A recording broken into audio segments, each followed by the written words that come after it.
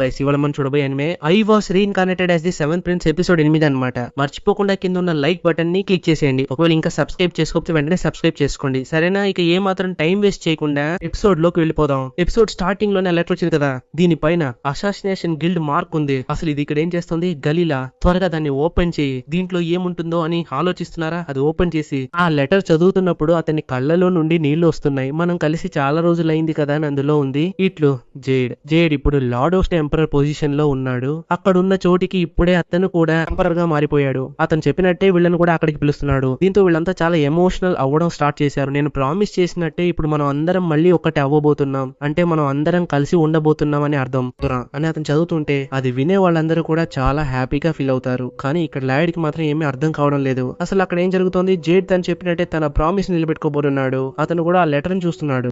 అది చూసి ఆలోచిస్తూ నవ్వుతాడు. తరువాత సీన్ లో వాళ్ళు వేగంగా వెళ్తుంటారు. అప్పుడు రిన్ చూసి వెళ్ళొచ్చుగా అంటుంది. అతన్ని చూడటానికి చాలా ఎగ్జైటింగ్ గా ఉన్నట్టున్నావు అని కూడా అడుగుతుంది. ఇప్పుడు సీన్ ఫ్లాష్ బ్యాక్ కి వెళ్తుంది. అక్కడ ఏం జరిగిందో చూపిస్తున్నారు. ఆ బట్టతల వ్యక్తి, హే లాయిడ్, మేము మళ్ళీ లార్డ్ ఓస్ట్ దగ్గరికి వెళ్తున్నాం. జేడ్ ని కలవడానికి నువ్వు కూడా రా అని అడిగాడు. ఈ శాపాలను అదుపు చేసే శక్తినిచ్చినందుకు థ్యాంక్స్. దీనికి తప్పక బదులు తీర్చుకుంటాం. కానీ రిన్, ఒక్క నిమిషం ఆగండి లాయిడ్, నువ్వు కూడా మాతో అక్కడికి రావాలని నేను కోరుకుంటున్నా. మాతో వస్తావా? మమ్మల్ని ఇంప్రెస్ చేసినట్టు అతన్ని కూడా చేయగలవా? కానీ ఇది మా వల్లే సాధ్యమైందని గ్రహించావా? గమనిస్తే తెలుస్తుంది, గాల్లో నుండి వచ్చినట్టు ఉంది. నువ్వు చెప్పేది తప్పు. దీన్ని ఎవరో టెలిపోర్ట్ చేశారు అని అర్థమవుతోంది. ట్రాన్స్ బ్యాటిల్ రీలొకేషన్ మ్యాజిక్, ఇది చాలా కాంప్లెక్స్ మ్యాజిక్. దీనితోనే మీకు తెలుస్తుంది ఈ టెలిపోర్టేషన్ అనేది. ఆ మ్యాజిక్ చేసింది అతనే. అతనికి దానిపై కంట్రోల్ ఉందా? మరి మాకెందుకు అబద్ధం చెప్పాడు? అతను దాన్ని నియంత్రించగలడు కానీ చెప్పలేదు. అతను అబద్ధం చెప్పాడు కానీ రిన్ కి అర్థం కాకపోయినా సపోర్ట్ చేస్తోంది. అతను శిక్షణతో ఈ మ్యాజిక్ ని నియంత్రించడం నేర్చుకుని ఉండొచ్చు కదా అని అంటుంది. నాకు ఖచ్చితంగా తెలీదు. ఎలా చూసినా నేను మీతో రావాలని అనుకుంటున్నాను, అంటే నాకు ఇంట్రెస్ట్ ఉంది. అందుకే నేను జేడ్ని కలవాలనుకుంటున్నాను. అంటే నువ్వు జేడ్ని నమ్ముతున్నావా ఏంటి? మీరు నమ్ముతున్నప్పుడు నేను కూడా నమ్ముతాను. ఒకవేళ ఏదైనా తప్పు జరిగినా నేను అక్కడ ఖచ్చితంగా ఉంటాను. ఇది వింటున్న వాళ్ళు కూడా చాలా చాలా సంతోషంగా ఉంది. ఎందుకంటే లాయిడ్ చూపించే ఆ దయకి అసలు హద్దులే లేవు. నెక్స్ట్ సీన్ లో వీళ్ళందరూ అక్కడికి ఎగిరి వెళ్లి ఎలాగోలా రీచ్ అయిపోతారు. కానీ వాళ్ళ పరిస్థితి మాత్రం అప్పటికే చాలా దారుణంగా ఉంది. వాళ్ళ డెస్టినేషన్ చాలా చాలా దూరంలో ఉంది. కానీ వీళ్ళు కేవలం ఒక 10 మినిట్స్ మాత్రమే ట్రావెల్ చేశారు. కానీ వీళ్ళ పరిస్థితి బాగాలేదు. మీరు రెస్ట్ తీసుకోండి. అప్పుడే రేణు, నేను అడవికెళ్ళి ఆహారం తెస్తాను అంది. నువ్వు ఒంటరిగా వెళ్లడం సురక్షితం. రిన్నా గురించి చింతించకు. చిన్నప్పటి నుండి తను అడవిలోనే జీవిస్తోంది. ఎందుకంటే చిన్నప్పుడు తెలియక తన విషంతో తల్లిదండ్రులను చంపేసింది. అప్పటి నుండి తను అడవిలోనే ఉంటోంది, బతకడం మొదలుపెట్టింది. అందుకే తనకి అడవి గురించి చాలా విషయాలు తెలుసు. అక్కడున్న అమ్మాయి చెబుతోంది, జైడ్ ఓన్యే ఫస్ట్ ఈ అమ్మాయిని మీట్ అయ్యాడు తెలుసా? ఇప్పుడు సీన్ పాస్ట్ లోకి వెళ్తుంది. అక్కడ జైడ్ ఆ అమ్మాయిని ఎత్తుకుని వస్తున్నాడు. అక్కడ చూస్తే గనక ఆమెను ఒక బట్టతో ఫుల్ గా కవర్ చేసి ఉంచాడు. చూడండి, ఈమె మన కొత్త ఫ్రెండ్. ఇది ఒక కొత్త ప్లేటెడ్. ఈమె పవర్ ఏంటో మీకు తెలుసా? ఈమె పవర్ వచ్చేసి పాయిజన్. తను దాన్ని కంట్రోల్ చేయలేకపోతుంది. ఇది వినగానే అక్కడున్న అందరూ భయపడటం స్టార్ట్ చేశారు. అంటే అది ఒక ప్రాబ్లమే కదా. ఏదైనా జరిగితే మీరు కంగారు పడాల్సిన అవసరం లేదు. ఈ బట్ట ఉన్నంత వరకు అంతగా పాయిజన్ అంత త్వరగా బయటకు రాదు. అయినా ఒకవేళ పాయిజన్ బయటకు వస్తే మన పరిస్థితి ఏమవుందో ఒక్కసారి ఆలోచించి చూడండి. అదంతా నాకు అస్సలు ఏమీ తెలియదు. నేను ఈమెతోనే కలిసి ఉండబోతున్నాను. ఈమెను స్మెల్ చూస్తే అది నాకు ఒక ఫ్లవర్ స్మెల్ లాగా అనిపిస్తోంది. అలా మనం స్మెల్ చూస్తున్నప్పుడు లైట్ గా స్మెల్ వస్తుందా? అలా చూస్తే మనిషి అక్కడికక్కడే పడిపోతాడు. పాయిజన్ ఎంతగా బయటకు రాకపోయినా లైట్ గా అది వస్తూనే ఉంటుంది. అదంతా నాకు అస్సలు తెలియదు. నేను రిన్ తోనే కలిసి ఉండబోతున్నాను. దానికి మీరే నాకు హెల్ప్ చేయబోతున్నారు. వెళ్తున్నారా? ఓ అవునా, అదే గనుక విషయం అయితే మేము తప్పకుండా హెల్ప్ చేస్తాం. నేను క్రో ఇద్దరం కలిసి తన కోసం క్లాత్ రెడీ చేస్తాం. సరే, ఆ పాయిజన్ ని న్యూట్రలైజ్ చేసే ఫుడ్ ఏదైనా ఉందేమో నేను వెతికి పట్టుకుంటాను. ఇలాగే వీళ్ళందరూ కలిసి ఒకే చోట ఉండటం మొదలు పెడతారు. అది ఆవిడికి కూడా చాలా అంటే చాలా నచ్చేస్తుంది. అందుకే మన జేడ్ ఆ న్యూట్రలైజ్ చేసే స్పెల్ కనిపెట్టి ఒక కాస్ట్యూమ్ కూడా రెడీ చేస్తారు. అది సింపుల్ బ్లాక్ కలర్ లో ఉంటుంది. దీనివల్ల దాన్ని ఈజీగా న్యూట్రలైజ్ చేయొచ్చు. అది సింపుల్ బ్లాక్ లో ఉండటం వల్ల చాలా ఈజీగా వేసుకోవడానికి తీయడానికి వీలవుతుంది. ఇప్పుడు నిన్ను చూస్తుంటే నాకు చాలా గర్వంగా ఉంది.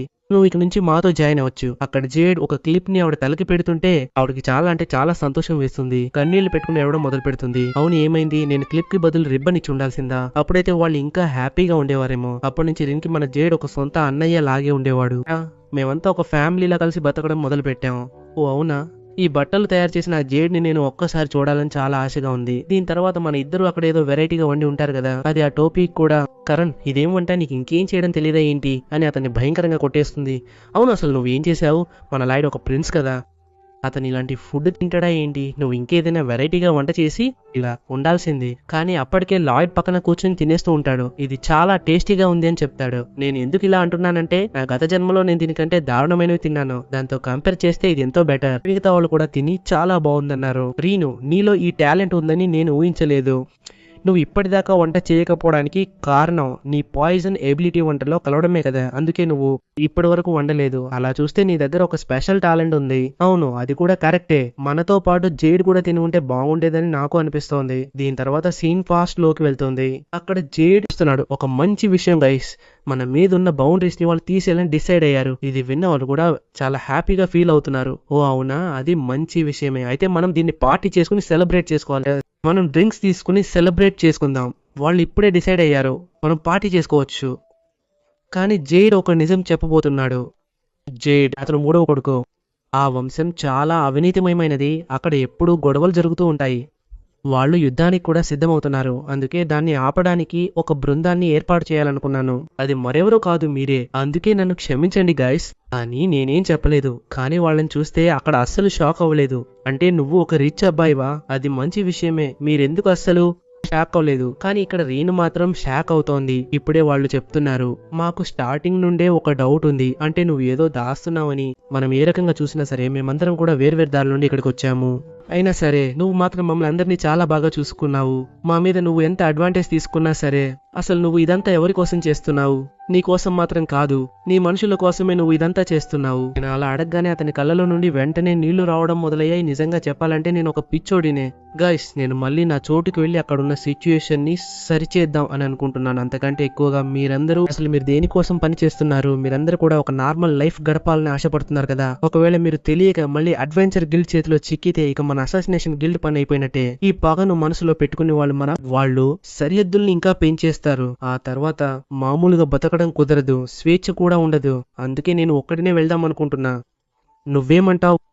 వస్తున్నావా? అవును, నేను అక్కడికి వెళ్లాల్సిందే. నా దగ్గర డబ్బు ఉంది, నా ఫ్యామిలీ దగ్గర కూడా డబ్బు ఉంది, నా జీవితం అంతా కూడా డబ్బే. కానీ మీతో గడిపిన ఈ టైం మాత్రం ఒక గొప్ప బ్లెస్సింగ్ అనే నేను చెప్తాను.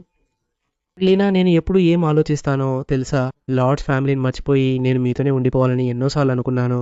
మీతో ఉన్నప్పుడు కలిగే ఆ ఫీలింగ్ ఏదో ఒక సొంత ఫ్యామిలీతో ఉన్నట్టుగా నన్ను ఫీల్ అయ్యేలా చేస్తుంది. కానీ ఏం చేస్తాం, నేను ఆ లార్డ్స్ ఫ్యామిలీని ఎలాగైనా సరే ఆపాలి.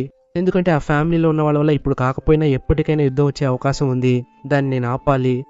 నేను ఇక్కడే కూర్చుని ఊరికే దాన్ని అలా వదిలేయలేను. అందుకే నేను అక్కడికి వెళ్దాం అని అనుకుంటున్నాను. అక్కడికి వెళ్ళి అక్కడ ఉన్న విషయాలన్నింటినీ నా కంట్రోల్లోకి తెచ్చుకోవాలి. మనలాంటి వాళ్ళని కలిసి ఉండాలంటే నేను ఇది ఖచ్చితంగా చేసి తీరాలి. అక్కడ అంతా నా కంట్రోల్లోకి వచ్చిన తర్వాత మనం అందరం కూడా కలిసి ఉండొచ్చు. మీరు కూడా మీ కలల్ని ఎప్పుడూ మర్చిపోకండి. మీరు స్వేచ్ఛగా బతకండి. నా కోరిక ఏంటంటే ఈ కాయిన్ని మీరు దగ్గర ఉంచుకోండి. ఇది మన గుర్తుగా. ఇదంతా అతను చెప్పాడని సీను ప్రెజెంట్ చేస్తుంటే గ్రిమ్ అది విని కన్నీళ్లు పెట్టుకుని ఏడుస్తోంది. జేడ్ ఏమో ఆ అబ్బాయి నిజంగానే ఆసమ్ అని అనుకుంటోంది. నెక్స్ట్ సీన్ లో వీళ్ళు వెళ్తుండగా లాయిడ్ అలానే నిద్రపోయాడు. చూడు అక్కడ గెలీలియో అంటున్నాడు, వీడు ఎంత మాంత్రికుడైనా సరే చాలా క్యూట్ గా ఉన్నాడు. కానీ నువ్వు ఒక విషయం మర్చిపోకూడదు, వాడు ఇప్పుడు నిద్రపోతున్నా సరే వాడి చుట్టూ ఒక బారియర్ ఉంది. అవును, అది కూడా కరెక్టే. వీళ్ళు ఇలా వెళ్తుండగా ముదిర్ ఏమంటున్నాడంటే మనం వచ్చేసాం, అందుకే లాయిడ్ ని కాసేపు రెస్ట్ తీసుకొనిద్దాం. ఈ లోపు మనం వెళ్ళి జేడ్ ని మీట్ అవుదాం.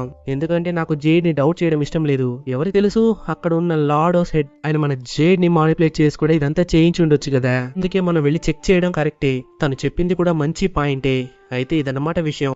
మీరు గ్రిమ్ తో పాటు లాయిడ్ తో ఇక్కడే ఉండండి. నీకేమైనా పిచ్చా ఏంటి? వాడు నిద్రపోతున్నా సరే ఈజీగా ఓడించలేరు.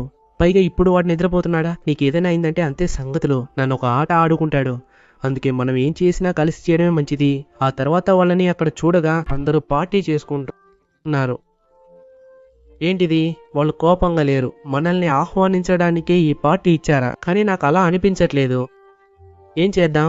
ఆ తర్వాత మనం మళ్ళీ ఇక్కడికి రావచ్చు. అవును, ఇది కూడా మంచి విషయమే. ఎందుకంటే నేను లాయిడ్ ని మన జేడ్ కి ఇంట్రడ్యూస్ చేయాలని అనుకుంటున్నాను. కానీ ఒక విషయం ఉంది.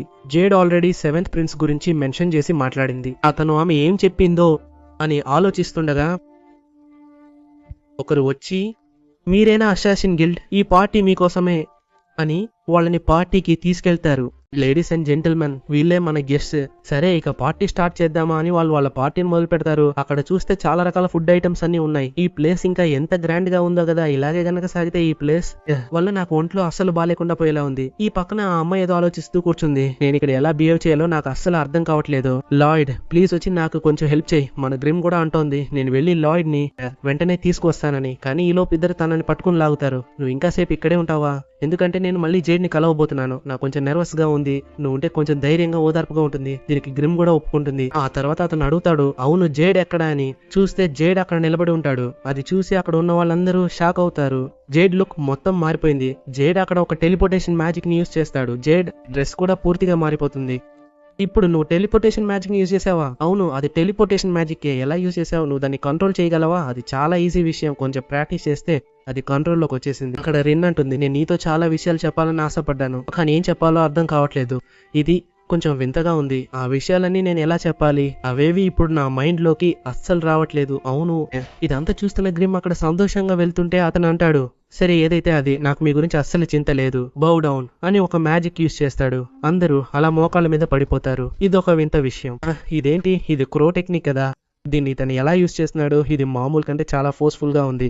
పర్వాలేదు, ఒక హెల్తీ బిలేటెడ్ బాడీని కలెక్ట్ చేయడానికి ఇది ఒక చాలా ఈజీ వే. పైగా మన దగ్గర ఒక పెద్ద గుంపే ఉంది. ఇందులో మీకు ఏ బిలేటెడ్ బాడీ కావాలో అది మీరు తీసుకోవచ్చు. మీరు దేన్ని చూస్ చేసుకుంటారు? ఇక్కడ ఒక అమ్మాయి ఉంది, తన పేరు నాకు గుర్తులేదు, కానీ ఇది పాయిజన్. ఇలా వెళ్తుంటే సడన్ గా అక్కడ ఇంకో అటాక్ జరుగుతుంది.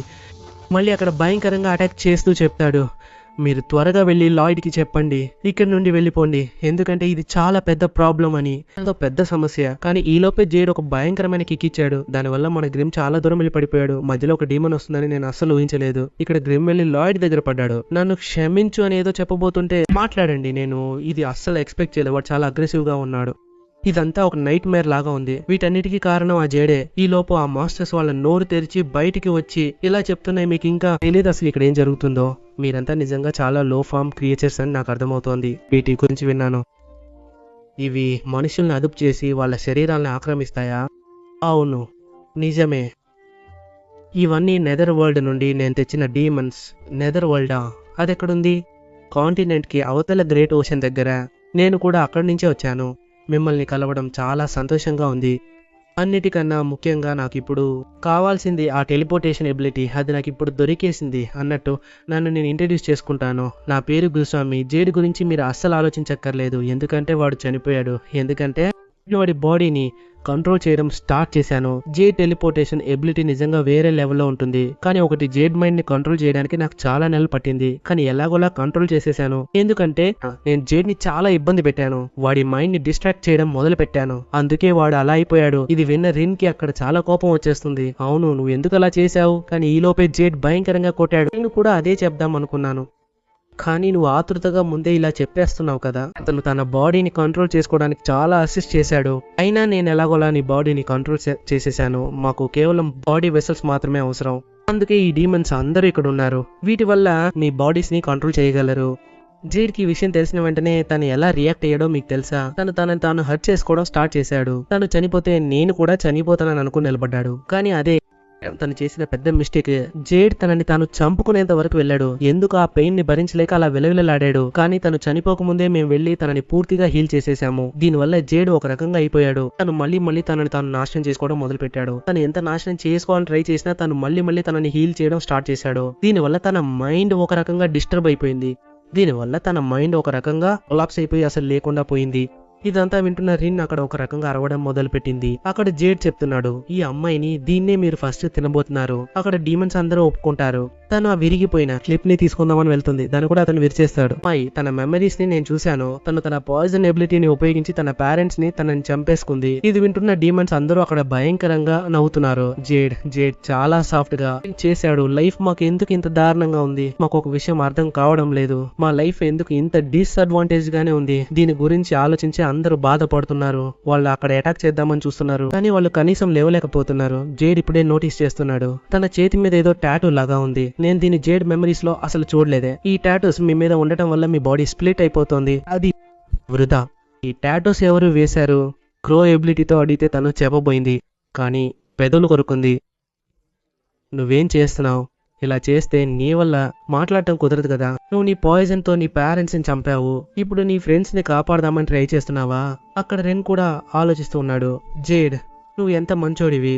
నేను నీ దగ్గరికి వచ్చి నీతో సంతోషంగా ఉండాలనుకున్నాను. ఇప్పుడు రకరకాల బట్టలు వేసుకోగలను, నువ్వు ఇచ్చిన ఆ రిబ్బన్ కూడా పెట్టుకోగలను. అంతకంటే ఎక్కువగా నిన్ను కలిసి హత్తుకోవాలని ఆశపడ్డాను. నేను నీకు ఇంకొకరిని కూడా పరిచయం చేయాలనుకున్నాను. కానీ ఇంతలోనే జేడ్ ఒకలా కోపంగా చూస్తూ అడుగుతున్నాడు, ఎవరు? నీ మీద ఆ టాటూ వేసింది ఎవరు అని.